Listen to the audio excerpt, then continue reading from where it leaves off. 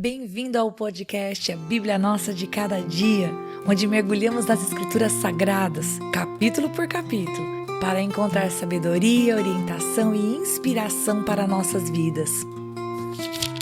Juntos exploraremos as histórias, os ensinamentos e os temas profundos da Bíblia, descobrindo como a palavra de Deus pode nos transformar e nos ajudar a viver uma vida plena e significativa.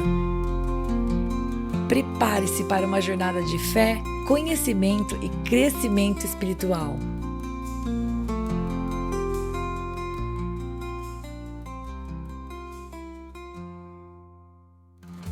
Hoje nós vamos meditar em Êxodo capítulo 27.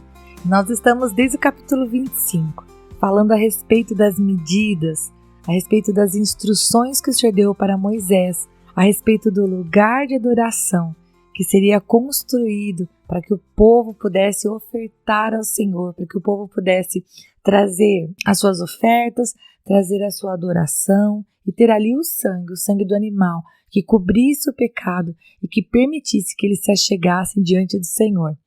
No capítulo 5 vimos a respeito do tabernáculo, da arca, do propiciatório, vimos tudo isso. No capítulo 26, falamos então da parte das cortinas, falamos a respeito do véu interior, temos alguns detalhes sobre isso e fizemos até um paralelo em relação ao Senhor, que rasgou o véu, né? Aliás, não foi o Senhor que rasgou o véu. Na morte de Jesus Cristo, o véu foi rasgado de alto a baixo, abrindo para nós um caminho diante do Senhor. E hoje, no capítulo 27, nós vamos falar sobre o altar do holocausto, o átrio do tabernáculo e o azeite para o candelabro.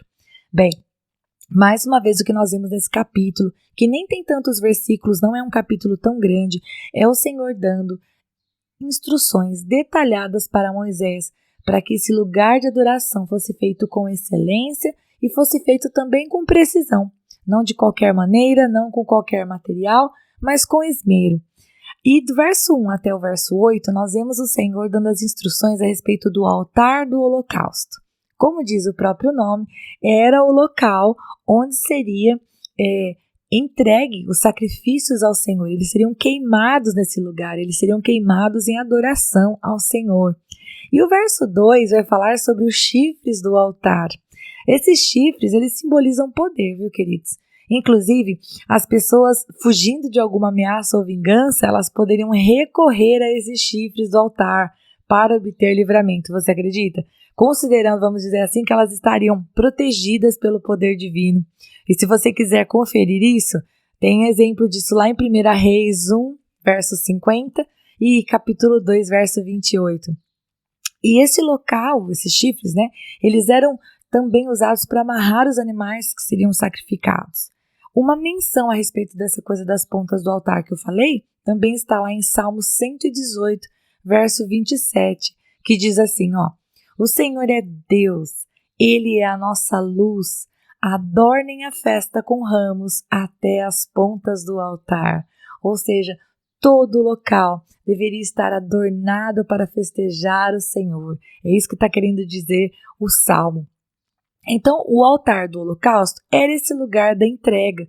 Inclusive, a gente vai ver que o Senhor planejou para que ele fosse portátil. No verso 6, nós vemos que esse altar, ele tinha lugares para serem colocados varais para que ele pudesse ser transportado, como todo o tabernáculo. Porque sim, o povo não ia morar no pé daquela montanha. Deus tinha um plano que era levá-los para a terra prometida. Mas nesse trajeto em que eles ainda não tinham a sua própria casa, eles não deveriam deixar de adorar ao Senhor. Portanto, o Senhor planejou que o tabernáculo ele fosse montável e desmontável.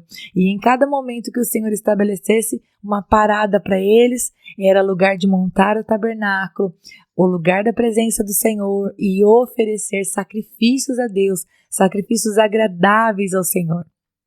E do verso 9 até o verso 19, o que nós vemos é o átrio. É essa parte que ficava ao redor do tabernáculo e do altar. e esse altar, né? Haveria um átrio retangular ali em torno de 46 metros por 23 metros. Eu falei para você no último episódio que eu estou lendo na Nova Almeida atualizada, que já traz as conversões dos números, mas caso você esteja lendo nas belíssimas traduções da Revista Atualizada, Revista Corrigida, NVI, aparece em côvados, mas não tem problema, você pega aqui comigo os números já, vamos dizer, convertidos. Então, teria em torno de 46 a 23 por 23 metros e seria delimitado por colunas de bronze e cortinas de linho de cerca de 2,5 metros de altura.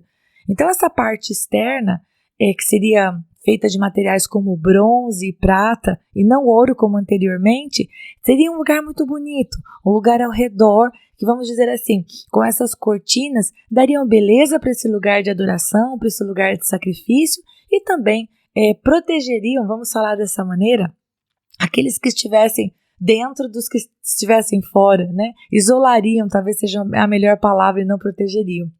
E no verso 12, quando fala a palavra ocidente, está se referindo à parte traseira do tabernáculo, atrás do Santo dos Santos.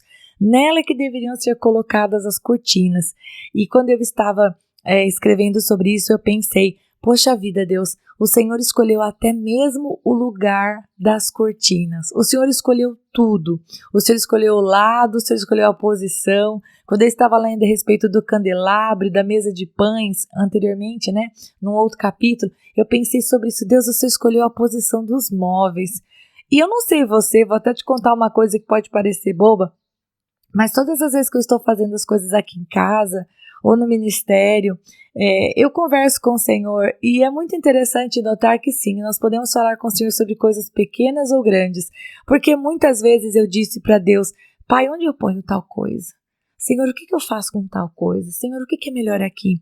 Sabe quando você vai falando com o Senhor e você vai pedindo dicas para Ele de onde eu ponho isso? Onde fica melhor aquilo? Senhor, onde que se ajusta? Senhor, qual que é a melhor decisão? Eu fico pensando que esse capítulo nos dá a impressão de que sim, se Deus escolhe a posição até das cortinas do tabernáculo no sentido de direção, de precisão, de medidas, nós podemos contar com o Senhor para também nos dar o local exato, o modo exato, a hora exata, certo? A palavra diz que o coração do sábio conhece o tempo e o modo, e eu acredito que a única maneira de nós podermos dizer que somos sábios para conhecer o tempo e o modo é se aquele que é a verdadeira sabedoria for aquele que dirige os nossos passos. Portanto, se tem algo na sua vida que você precisa perguntar para o Senhor, Pai, o que eu faço com isso? Pergunte para o Senhor, porque desde um conselho a respeito de um quadro, um móvel, a disposição de uma casa, a compra de uma casa, quanto a alguma situação pessoal, alguma situação na família, Deus é aquele que pode dizer para você qual é a posição correta, de que jeito que você coloca as coisas. Você está me entendendo? Entende que eu estou fazendo um paralelo? Deus sabe, inclusive se você está aí preparando o seu currículo, você pergunta para o Senhor, Deus, como é que eu deixo, qual que é a aparência do meu currículo, desses modelos que eu pesquisei, Senhor, qual que eu devo escolher para montar o meu currículo? Sabe essas coisas pequenas assim, queridos? Pequenas, mas que são muito interessantes, porque comunhão com Deus não é somente aquele momento em que você está de joelhos na beirada da sua cama, ou deitado, orando. Comunhão com Deus é o dia todo, né? É nas pequenas coisas que você faz. É quando você decide, Senhor, hoje eu vou de metrô ou vou de ônibus? Senhor, hoje eu faço aquele bolo ou faço aquela outra coisa? São nas pequenas coisas que o Senhor pode dar as direções. E isso é comunhão com Deus, é um contínuo e não apenas um encontro com hora marcada. Bem, no versículo 16, inclusive, nós vamos ver que o Senhor não apenas mostrou o lugar das coisas no versículo 12, mas no versículo 16, nós vemos também que tinha uma cortina de pano azul, de púrpura, de carmesim e linho fino retorcido, obra de bordador, o Senhor fala, que seria posta na porta, bem ali na entrada. E isso não me fala de lugar, mas isso me fala de beleza. E eu já cheguei a mencionar isso no capítulo anterior, mas eu penso que eu vou repetir. Deus faz tudo de modo muito lindo, de modo muito simétrico. O Senhor é ordenado e beleza é com Ele mesmo. Olha para você, todo lindo aí de que maneira você é. Você foi feita pelo Senhor Deus, você foi feito pelo Senhor Deus com muito amor, com muito carinho. E aqui o Senhor está falando das cortinas de entrada que traziam beleza. E se você falar, Rita, que cor que é púrpura, que cor que é carmesim? É mais fácil você pôr no Google do que eu tentar te explicar. Então você põe lá e você imagina essa entrada, essa porta do tabernáculo, né? Esse momento em que, porta do tabernáculo, a porta exterior, né? O que é que eles estavam vendo quando eles olhavam para este lugar de adoração? E por último, dos versículos 20 até o versículo 21, o Senhor vai falar a respeito do azeite para o candelabro. Sim, o Senhor falou do candelabro no momento, fez toda a descrição para Moisés de como ele deveria ser, enfeitado com flores e tudo mais, só que agora o Senhor ia falar do azeite. E o azeite, ele era puro de oliva, refinado. Refinado por quê? Porque daí ele daria uma melhor iluminação e ele iria produzir menos fumaça. Assim, quando ele estivesse sendo usado no candelabro, seria uma coisa agradável e não desagradável. E ele era obtido de que jeito? Como está na Bíblia, de azeitonas batidas e não prensadas. E o fato de elas serem feitas assim é que dava essa qualidade na iluminação e nessa questão de ter menos fumaça. E aqui o Senhor vai mencionar Arão e os seus filhos como aqueles que cuidariam de tudo e deixariam tudo em ordem diante do Senhor.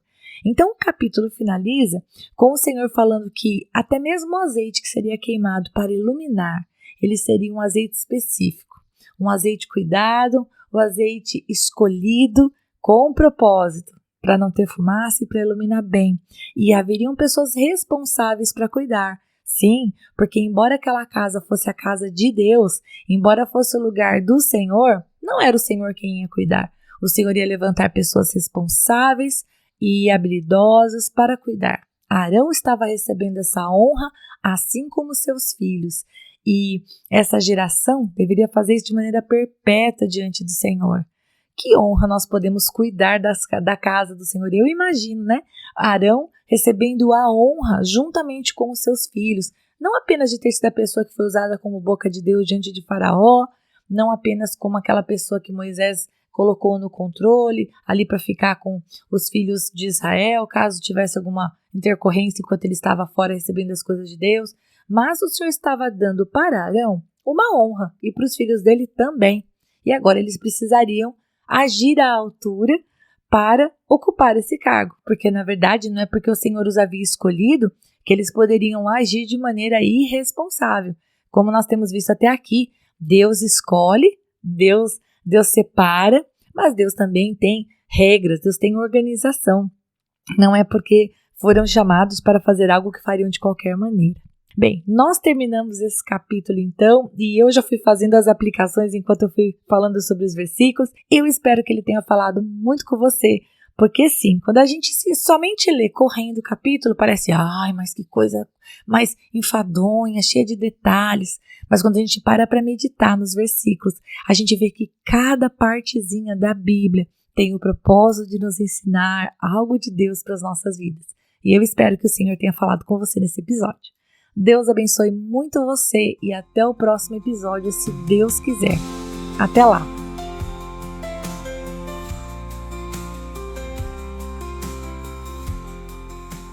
E se você ficou até agora, não vai embora não. Agora é hora de você curtir, comentar, compartilhar esta palavra, porque se ela abençoou você, ela pode abençoar outra pessoa também. E lógico, se inscreva no canal, ative o sininho, assim você não perde os próximos episódios. Deus te abençoe e até lá!